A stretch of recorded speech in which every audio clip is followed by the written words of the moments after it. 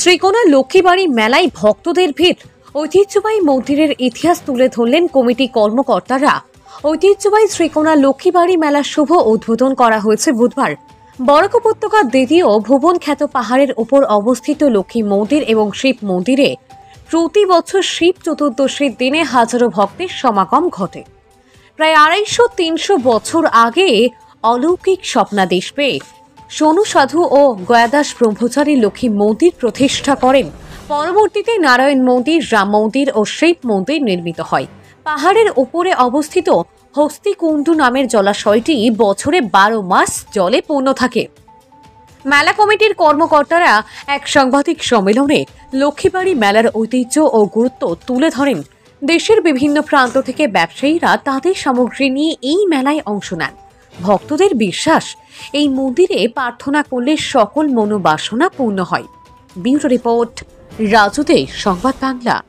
এখানে প্রথমত লক্ষ্মী মন্দির আছে। এখানে লক্ষ্মীবাড়ি লক্ষ্মী মন্দির যে লক্ষ্মী মাতার যে বিগ্রহ শিলা আছে, তারপর এখানে শিব মন্দির আছে, শিব বাবার বিগ্রহ শিলা আছে, রাম সীতা লক্ষণ রাম সীতা মন্দির আছে, রাম সীতার বিগ্রহ শিলা আছে, হস্তিকুণ্ড আছে এবং লক্ষ্মী পেঁচাও আছে, আকার ধারণ করে আছে।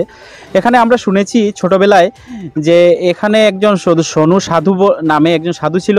এই পাহাড়ে পর্বতের অরণ্য জঙ্গলের মধ্যে উনি থাকতেন, ঘোরাফেরা করতেন। হঠাৎ একদিন একটা ছোট শিশু কন্যার দেখা পেয়েছিলেন এবং হঠাৎ এই শিশু কন্যাটি একটি বিগ্রহ শিলা রূপ আকার ধারণ করেন। তখন এখানে স্বপ্ন হয়েছে যে এখানে মা লক্ষ্মীর বাসস্থান হবে, এখানে মা লক্ষ্মীর মন্দির নির্মাণ হবে। তো তারপর এখানে গয়াদাস ব্রহ্মচারী নামে একজন আমাদের বাবা ছিলেন। উনি এখানে স্বপ্ন পেয়ে এসে এখানে এই লক্ষ্মী মাতার মন্দির ধীরে ধীরে উনি নির্মাণ করেছেন এবং এই তখন থেকে আমাদের এই লক্ষ্মীবাড়ি প্রচলিত হয়েছে। আর তখন থেকেই এখানে লক্ষ্মীবাড়িতে বিভিন্ন ধরনের পূজা অর্চনা হয়। রামনবমীতে পূজা হয়, লক্ষ্মী পূজার দিন লক্ষ্মী পূজা হয় এবং আমার শিব চতুর্থীটা বাৎসরিক উৎসব হিসাবে প্রতি বছর খুবই বড়োভাবে এখানে উদযাপিত হয়। অনেক ভক্তবৃন্দের সমাগম হয়। আর এখানে অনেক কিছু ঐতিহাসিক জিনিস আছে, আপনারা গেলে উপর নিশ্চয়ই দেখতে পারবেন। আচ্ছা, শুনেছি মন্দিরটা নাকি 200 থেকে 300 বছর পুরনো, সেটা কি সঠিক? হ্যাঁ, সঠিক। এখানে 200 থেকে 300 বছর পুরানা সেই মন্দির। এটা একদম বাস্তব কথা। আপনারা যেটা শুনেছেন এটা সত্যি। আমরাও সেই শুনেছি, আমরা ছোটোবেলাতে জন্ম থেকে দেখে আসছি এখানে সেই লক্ষ্মীবাড়ি মন্দির আছে এবং এখানে পূজা অর্চনা হয়। শিব চতুর্দশী উপলক্ষে যে মেলাটি হয়, এটা কত বছর ধরে মেলাটি হচ্ছে? এটা প্রায় শতাধিক বছর পুরনো। যখন থেকে এই মন্দির প্রচলিত হয়েছে তখন থেকে শিবরাত্রি পূজা অর্চনা শুরু হয়েছে।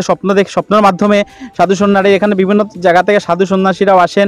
যে তখন থেকে শিব চতুর্দশী উদযাপিত হতে চলেছে, আজ পর্যন্ত এখনো হয়ে যাচ্ছে প্রতি বছর। আচ্ছা, আর মেলাটি কতদিন থাকে? মেলা প্রথম যখন এখানে শুরু হয়েছিল তখন 3 দিন 4 দিন হতো। এখন আস্তে আস্তে মেলাটি একটু হচ্ছে আর কি।